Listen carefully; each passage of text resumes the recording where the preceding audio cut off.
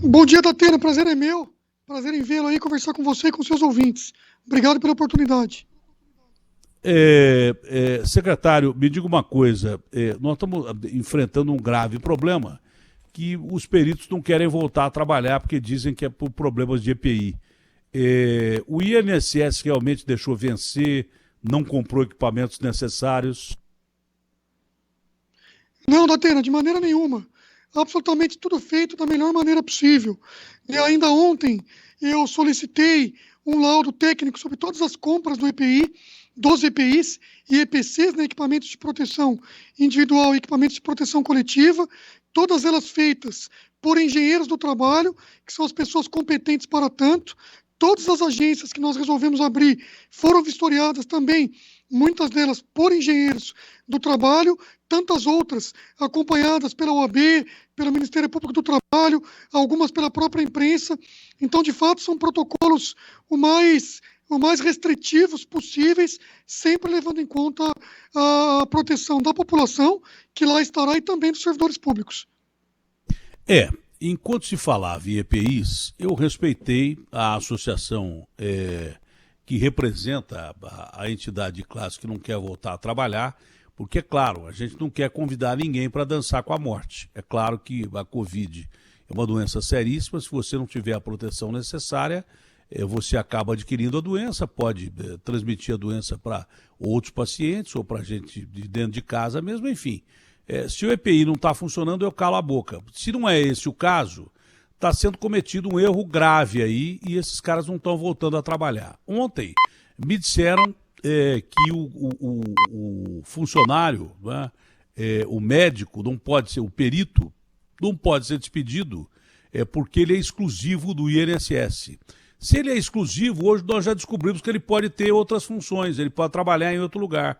Então eu não entendo que exclusividade é essa. Se ele pode trabalhar em outro lugar, ele pode ser despedido também se ele não atender aos editais de convocação que estão sendo feitos. Seria essa a minha perspectiva. Ah, não, mas ele é exclusivo, não pode. Não pode uma ova. Se não pode, tem que mudar isso aí. Porque se o cara pode trabalhar em outro lugar e o governo diz que tem a proteção individual necessária para ele, se tem os equipamentos necessários para ele, eu posso pensar que ele, durante essa pandemia, arrumou outros bicos para fazer, outros trabalhos para fazer e deixa aí o aposentado na mão esperando a perícia. O que é que o senhor tem a dizer sobre isso? Datena, eu concordo com você completamente. Na realidade, muitos deles, eu até acompanhava aqui o seu programa um pouco antes, muitos deles têm outras atividades, se não quase todos, e na prática não podemos priorizar as atividades privadas em detrimento da atividade pública, né? O médico é uma pessoa que já tem uma profissão, que tem um munus público, né, uma dedicação à população, a atender as pessoas, a cuidar da saúde das pessoas, e mais ainda o servidor público, que também tem essa obrigação. Então, os peritos médicos federais têm duplamente essa obrigação, não tem nenhum sentido esse retorno. Obviamente que eu não posso afirmar que as pessoas que faltam serão demitidas, existe toda uma gradação específica quanto às normas do servidor público, mas sem dúvida pode haver corte de ponto. Eu já estou fazendo aqui, já estou providenciando a abertura dos processos administrativos para intimar essas pessoas, para que eles tenham o direito de me mostrar e de me justificarem por que da falta. Se essa falta for injustificada, tem corte de ponto e todas as consequências disciplinares. Não faz nenhum sentido, Datena, não atender a população. Nós passamos toda a pandemia informatizando, atendendo à distância, recepcionamos aqui mais de 2,5 milhões de pedidos, entanto, muitos outros ficaram sem atendimento. O nosso compromisso é muito simples, Atena.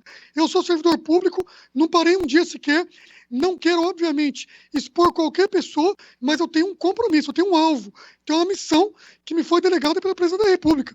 Nós vamos atender a população, e é isso que vai ter que ser. Esses caras precisam ser atendidos, essas pessoas dependem disso para comer, e eu farei tudo o que for possível para que eles sejam atendidos, não tem outra opção. O representante da categoria dos peritos, assim, é muito fácil falar em sensibilidade se você manda o cara para ser contaminado. Pelo que o senhor está me dizendo, e pelo que o presidente do INSS pedisse, os EPIs estão disponíveis e estão em perfeito estado. Baseado nisso, se o cara não voltar a trabalhar, normalmente seria despedido. Normalmente seria despedido. deve ter algum entrave em lei que não permite isso. Se tem esse entrave em lei que não permite isso, isso tem que mudar, porque nós estamos vivendo um mundo novo. E, de repente, não pode o cara só ter privilégio e não ter ônus, não é? Continuar trabalhando em outro lugar, recebendo do INSS os 13 mil, quase 14 mil, e ficando em casa e deixando o aposentado na mão. Ele disse, mas não é um serviço de emergência, porque o cara tem 40 dias ainda para receber depois do laudo expedido e tal. Não é para ele, né? Porque não está passando fome. Mas para os aposentados que estão passando fome é super emergência. Para ele não é, pode não ser oficial. E se tem cláusula de que o cara não pode ser demitido, isso aí tem que ser mudado. O cara deve ser demitido, sabe? Porque nós vivemos um mundo completamente diferente e que depende mais ainda da perícia do que antigamente. Nós vivemos um mundo em que a doença está tirando vidas, mas está tirando dinheiro do bolso do cara que já é paupérrimo, pobre, que não tem dinheiro para comer, com preço de arroz, feijão disparado, o cara não tem dinheiro para comer. Então, mas ele está provado que não é serviço de emergência, que ainda demora 40 dias para o cara receber. Sim, mas se ele não for avaliado agora, o laudo demora a sair, aí são 40, mais 40, mais 40, e enquanto isso, o cara vai morrendo de fome. Insensível foi o cara que falou isso, porque ele não sabe que o cara já está morrendo de fome na casa dele, sem receber a grana. Esse é o grande detalhe. Outra coisa, sendo o Ministério ligado ao Ministério da Economia, sendo o INSS ligado ao Ministério da Economia, então o governo não tem interesse nenhum em pagar ninguém, está querendo receber. O Paulo Guedes está querendo até criar a CPMF. Não seria aí o X da questão também, que seria conveniente ao governo que os laudos não fossem feitos? Não, Datena, pelo contrário, com todo respeito a você aí, e sou seu fã, mas não faz nenhum sentido. Nosso objetivo aqui é absolutamente conceder benefício para aqueles que têm direito. E não é que esse serviço não é essencial, esse serviço é absolutamente essencial. Está num decreto do presidente da República. Tamanha a boa-fé do presidente da República e do próprio ministro Paulo Guedes, que esse serviço foi um dos primeiros a serem colocados como serviço essencial. E nós não paramos um dia sequer. A gente continua pagando e antecipando benefícios. O nosso único objetivo aqui da nossa secretaria é conceder benefícios para aqueles que têm direito. Isso é uma determinação do presidente da República. Não existe esse argumento, muito pelo contrário, né? Tanto é que o nosso trabalho aqui, Datena, é dioturno. Há mais de 3 meses que eu converso com essa associação, eu respeito todas as associações e todos os sindicatos, eu sou do diálogo, e assim que tem que ser, mas chega uma hora que tem limite, né? Eu tenho que separar a pauta da associação com a pauta dos servidores públicos. Muitos servidores públicos são de boa fé e querem trabalhar. É o médico que está ali vocacionado a salvar vidas e atender essas pessoas. E muitos deles, você bem disse, trabalham no SUS, trabalham nas suas clínicas. E a gente não pode admitir o bombeiro com medo do fogo. Obviamente que eu protejo a saúde ao máximo. E nós fizemos isso. Protegemos ao máximo todos os EPIs, todos os EPCs, tudo absolutamente garantido. Eu, pessoalmente, fui o primeiro que fui às agências para verificar isso. Eu repito, eu estou trabalhando aqui diuturnamente, mas eu não posso colocar um interesse particular acima do interesse público. Essas pessoas estão passando fome. E quem optou por uma carreira pública, que dessa carreira depende a subsistência de uma pessoa, e mais ainda, quem optou por uma carreira pública da área da medicina, tem a função social de atender essas pessoas. Não tem nenhum sentido não atender, obviamente, desde que nós estejamos com tudo ali garantidos. E é por isso que eu convido a Band, convido você para que vejam todos os nossos equipamentos, todo o processo administrativo, todos os laudos técnicos feitos por engenheiros do trabalho, quanto à qualidade dos equipamentos de proteção individual e coletiva. É só reler o juramento de Hipócrates. Se eles não lembram, é só reler o juramento de Hipócrates e pronto, acabou. Agora, outro detalhe, e isso é uma verdade, o governo, da forma que pôde, o Brasil é um país pobre, que vem saindo do pior período recessivo da sua história, pior período econômico da sua história, que foi o ano passado, e pegou logo uma pandemia de cara quando estava se estabilizando. Mas o presidente cresceu no conceito da avaliação popular exatamente por acudir o povo no momento que ele precisava disso. O auxílio emergencial está provando isso, né? A pesquisa da Folha de São Paulo colocou o presidente crescendo e muito nas pesquisas e diminuindo a rejeição. Muito porque o auxílio emergencial foi pago. Então, eu quero crer que essa sua colocação é verdadeira, porque o governo interessa em ajudar. Pode ser que tenha gente dentro do governo que não se interesse tanto pelo povo assim, e que pense de uma outra maneira, e se pensar de uma outra maneira, não vai durar muito tempo no governo. Eu acho que a política do Paulo Guedes é meio distanciada da política do Bolsonaro. Eu vejo políticas equidistantes aí, isso aí não vai acabar dando certo, e o elo vai romper para o lado do Paulo Guedes. Ele só fala em CPMF e quer pagar menos auxílio emergencial. Se dependesse dele, o governo pagaria 200 paus. Se dependesse do Bolsonaro, o Bolsonaro pagava mais. Pode falar. Me perdoe por interromper, mas só para fazer justiça aqui. O criador do auxílio emergencial foi o ministro Paulo Guedes. Eu estava na mesa, então sou uma testemunha ocular. O ministro Paulo Guedes foi o primeiro que disse e pediu a mim. Ele criou. Não, eu sei que ele criou. Ele criou o auxílio emergencial, mas depois limitou o auxílio emergencial. Ele não queria nem pagar mais nada. Esse é o grande detalhe. Só, nós estamos pensando no equilíbrio. Também o benefício do emprego. O Brasil criou o maior benefício de preservação do emprego. Isso também é ideia do ministro Paulo Guedes conosco. Nós concedemos benefício a mais de 17 milhões de contratos de trabalho. Preservamos empresas, preservamos emprego e preservamos renda. Quase 11 milhões de empregados preservaram o seu emprego, obviamente também por uma política do ministro Paulo Guedes em conjunto com o presidente. Então eu vejo um alinhamento muito bom entre ambos. A gente tem seguido aqui a determinação do nosso ministro e sempre no foco que determina o presidente Bolsonaro. E com todo o respeito o presidente deu show aqui, viu, Datena? Não, com todo o respeito, eu confesso também que eu já gostei mais do Paulo Guedes do que gosto agora. Confesso, essa é a minha opinião, e eu só mudo se ele mudar as opções dele daqui para frente. Eu já gostei mais do ministro Paulo Guedes como ministro da Economia. Ele é um cara que é muito inteligente, ele é um cara que aplica regras de mercado, ele é um cara que sabe usar as leis que estão nos livros, mas nem sempre o que está no livro é aplicável, principalmente num mundo diferente como nós estamos vivendo. É uma questão de gosto, né? Se o Bolsonaro quiser mantê-lo, é problema dele mesmo, porque o Bolsonaro é o presidente da República. Agora, vamos ao aspecto prático. O cara que é perito do INSS, ele não pode ser demitido? Veja só, Datena, todo servidor público pode ser demitido, sim. Né? Mas, obviamente, tem que passar por um devido processo administrativo, que a gente chama de PAD, Processo Administrativo Disciplinar.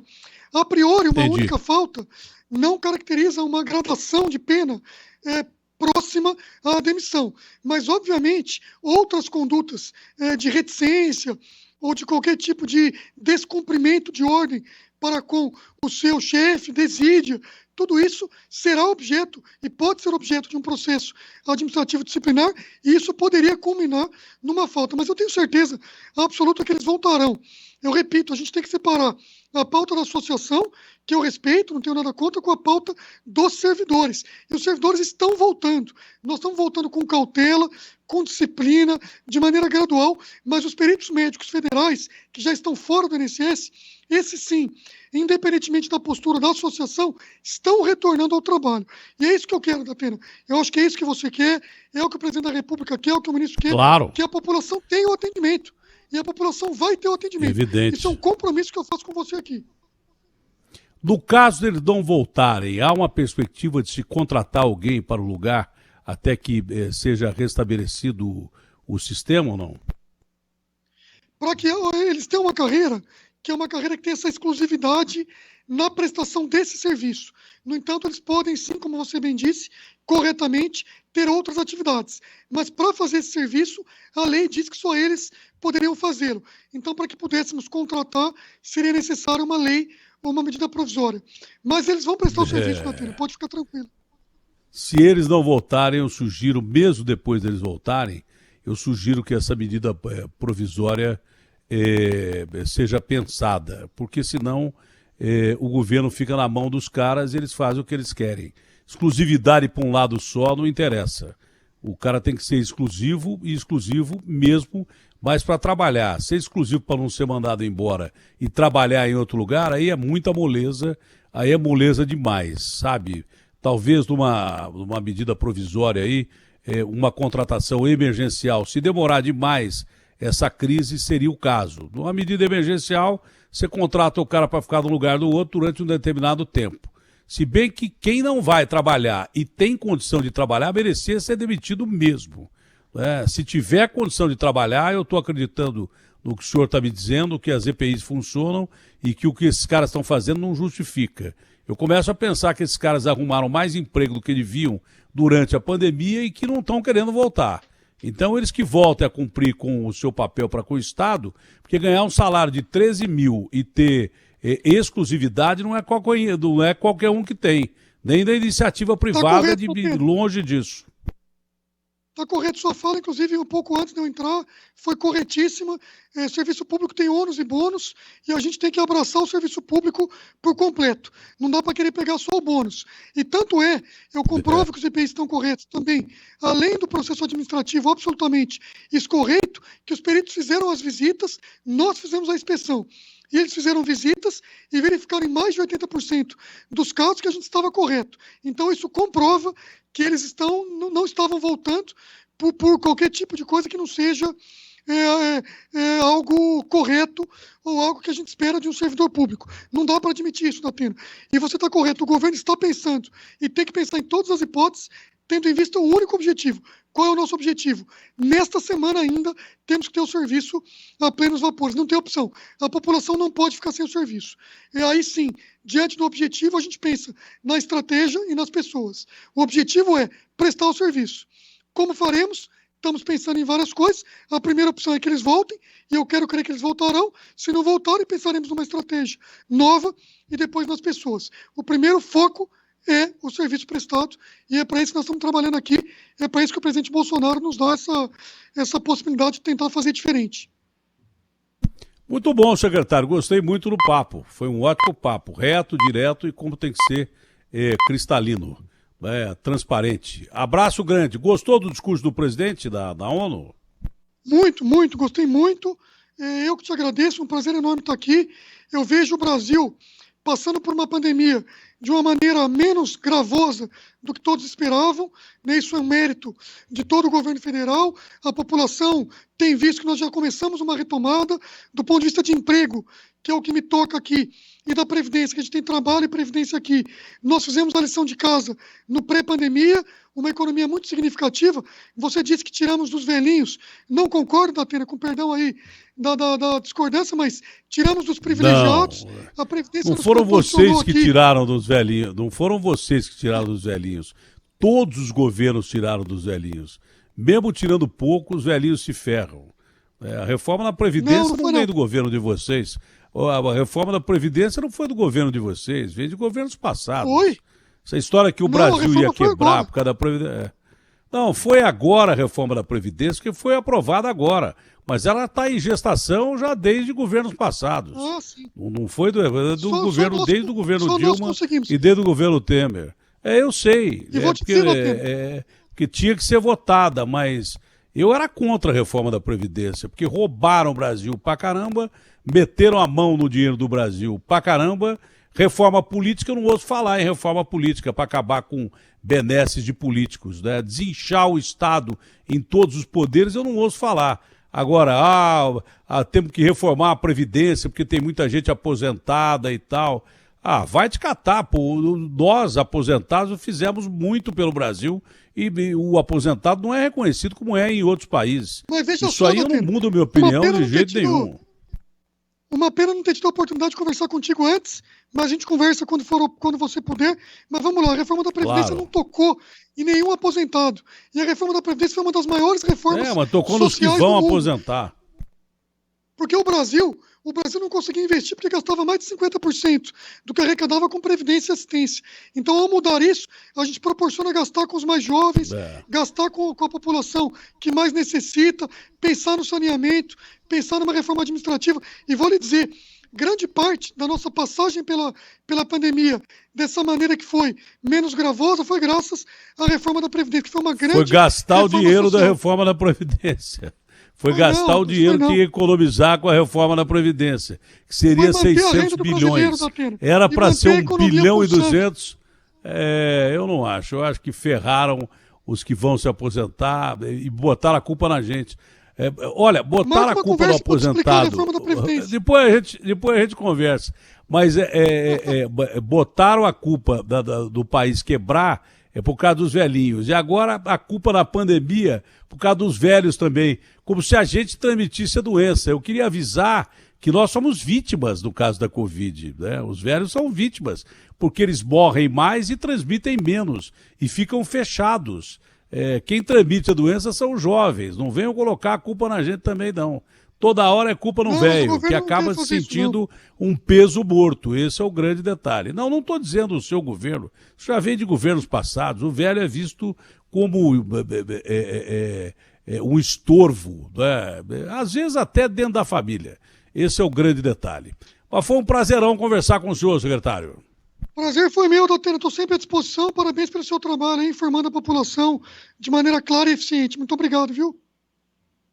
Foi eficiente, claro, o seu jeito de explicar também. Eu espero que essas normas mudem para que esses caras não fiquem só com o bônus e não tenham o ônus da história. Um abraço grande. Um abraço para você também. Ótimo dia. Agostinho Teixeira.